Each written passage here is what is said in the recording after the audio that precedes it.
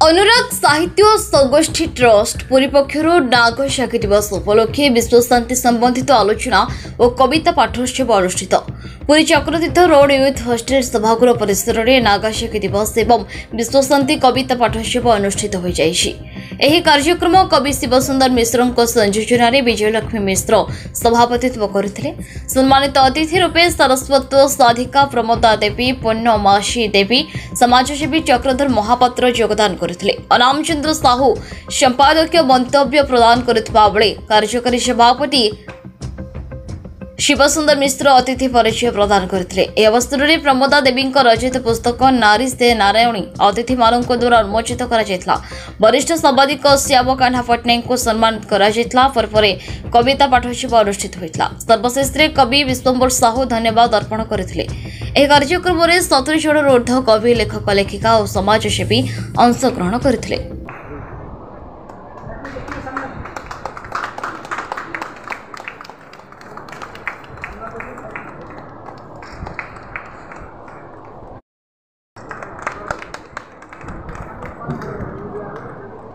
वरिष्ठ सांबादिक श्रीयुक्त श्याम कान्हा पट्टनायक हे विद्यार्थी आपण सफल सांबादिक स्वनामधन्य समाजसेवी मनीष को मनोभरी भल पाउଥିବା मन्मय मनीष ଆପଣଙ୍କ ପରୋପକାର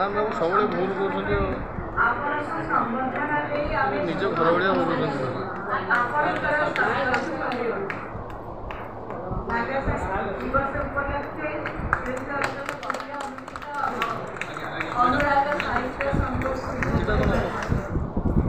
बाबा ये पक्ष बसलो गोटे व्हाइट बोर्ड माने साउडा हां आइडा आडे पक्ष एकुले कैमरा पक्ष मानव तो आदि आबा दिला पक्ष पे एतो ना शिवा उठियाबो लास्ट नाडी पक्ष नाडी पक्ष कुले कैमरा कुले जोरदार करो काई dia lagi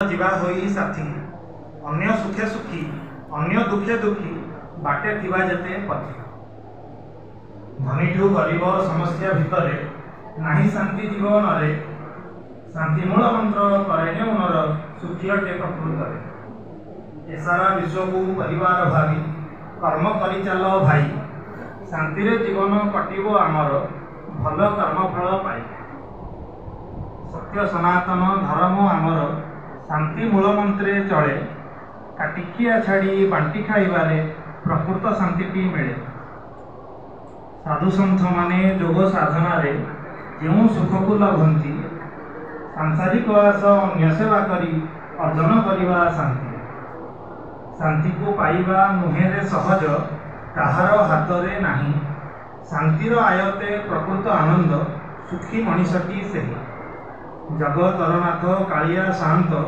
चरणे एतिकी अड़ी सारा जगत को शांति रे रखिब देव तुम पाद धोई सकाल फोन करी आजकल तो मोबाइल माध्यम रे फोन करी शुभेच्छा जनाती लेखार मंतव्य को उपस्थापन करती गोड़ा पोछा पड़ी बातुड़ा भंगी हेउ बाई प्राय संबोधना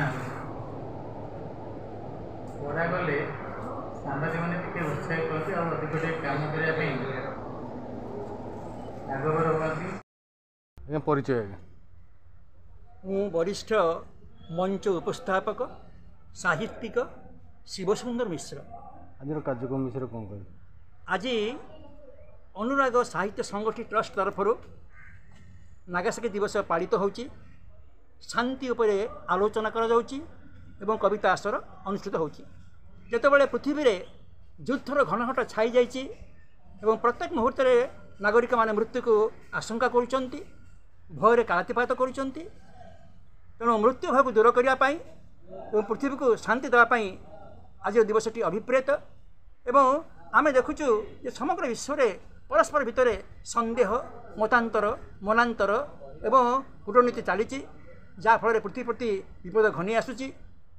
ବର୍ତ୍ତମାନ 1945 ମସିହାରେ ଯେଉଁ ବୋମା ପଡ଼ିଥିଲା ହିରୋସୀମା ନାଗାସାକି ଉପରେ ତାଠୁ ଅନେକ ଗୁଣେ ଶକ୍ତିଶାଳୀ ବୋମା ପୃଥିବୀ ପାଇଁ ସଂରକ୍ଷିତ ହୋଇକରି ଅଛି। ଯଦି ଉଦ୍ଭ୍ରାନ୍ତ ମଣିଷ ଚିନ୍ତା ନ କରେ ତାହେଲେ ପୃଥିବୀ ବହୁ ମୂର୍ତ୍ତି ଧ୍ୱଂସ ହୋଇଯିବ। ଧନ୍ୟବାଦ। ଆଜ୍ଞା, ଆଜିର ଯେଉଁ ସାହିତ୍ୟ କବିତା ଆସର ହେଇଛି ତ ଜଣେ ଆମର ସାମ୍ବାଦିକ ସାମ୍ବାହିକୀ ଶ୍ୟାମକାହ୍ନା ପଟ୍ଟନାୟକଙ୍କୁ ସମ୍ମାନିତ କରାଗଲା, ଏଥିସହିତ ଏକ ପୁସ୍ତକ ବି ଉନ୍ମୋଚନ ହେଲା, ତା ବିଷୟରେ ଟିକେ ବିସ୍ତୃତ ବିବରଣ କରନ୍ତୁ। ପୁସ୍ତକ ଉନ୍ମୋଚନ ହେଲା ନାରୀ ସେ ନାରାୟଣୀ ପ୍ରମୋଦା ଦେବୀଙ୍କର, ତାଙ୍କର ଏଇଟା 7ମ ଅବଦାନ। ଅନେକ ବହି ସେ ଲେଖିଲେଣି। ତେଣୁ ସେ ବହି ନାରୀ ସେ ନାରାୟଣୀ, ଆପଣ ଜାଣନ୍ତି ଯେ ଆମେ ଆଜି ଶାନ୍ତି ପାଇଁକା ଚିତ୍କାର କରୁଛୁ ଏବଂ କାନ୍ଦୁଛୁ। ଯେତେବେଳେ ଯୁଦ୍ଧ ହୁଏ, ଆପଣ 1971 ଦେଖିଛନ୍ତି ବାଂଲାଦେଶ ସୃଷ୍ଟି ହେଲା, ସେତେବେଳେଠୁ ଆରମ୍ଭ କରି ପ୍ରତି ଯୁଦ୍ଧରେ ଆପଣ ଦେଖନ୍ତୁ, ମହାଭାରତ ଦେଖନ୍ତୁ, ରାମାୟଣ ଦେଖନ୍ତୁ, ସବୁଠି ନାରୀମାନଙ୍କୁ ନେଇକି ହିଁ ଆମର ଯୁଦ୍ଧ ଘନ ଘୋର ହେଇଛି। ଏବଂ ସେଇ ନାରୀମାନଙ୍କ ଉପରେ ଲମ୍ପଟ ବ୍ୟକ୍ତିତ୍ୱମାନେ ଏବଂ ତଥାକଥିତ ଉଦ୍ଭ୍ରାନ୍ତ ସୈନିକମାନେ ଯେଉଁ ପ୍ରକାର ଅତ୍ୟାଚାର କରନ୍ତି, ଅନାଚାର କରନ୍ତି, ବଳାତ୍କାର କରନ୍ତି, ତା'ର କଥା କହିଲେ ସରିବ ନାହିଁ। ତେଣୁ ନାରୀଙ୍କୁ ଆମେ ନାରାୟଣୀ ମନେକରି ପୂଜା କରିବା। ତେଣୁ ଆଜିର ଦିବସରେ ସେହି ବହିଟିକି ଆମେ ଉନ୍ମୋଚିତ କରିବା ପାଇଁ ଇଚ୍ଛା କଲୁ ଏବଂ ସେ ବହିଟି ଉନ୍ମୋଚିତ ହେଲା। ଶ୍ୟାମକାହ୍ନା ପଟ୍ଟନାୟକ ସେ ହେଉଛନ୍ତି ଆମର ଜଣେ ବରିଷ୍ଠ ସାମ୍ବାଦିକ ଏବଂ ଆମେ ଆଶା ରଖିଛୁ ଯେ ଖାଲି ଶ୍ୟାମକାହ୍ନା ପଟ୍ଟନାୟକ ନୁହନ୍ତି, ଆମର ବହୁ ସାମ୍ବାଦିକଙ୍କୁ ଆମେ ଏହି ପ୍ରକାର କ୍ରମାନ୍ୱୟରେ ସମ୍ମାନିତ କରିବୁ, ସମ୍ବର୍ଦ୍ଧିତ କରିବୁ। ରହୁଛୁ, ଧନ୍ୟବାଦ। ବଡ଼ ଭଉଣୀ ପରି ସମ୍ମାନନୀୟା ପ୍ରମୋଦା ଦେବୀ ମହୋଦୟା ଏବଂ ରିପୋର୍ଟ ନ୍ୟୁଜ ଉପାନ୍ତ ଖବର।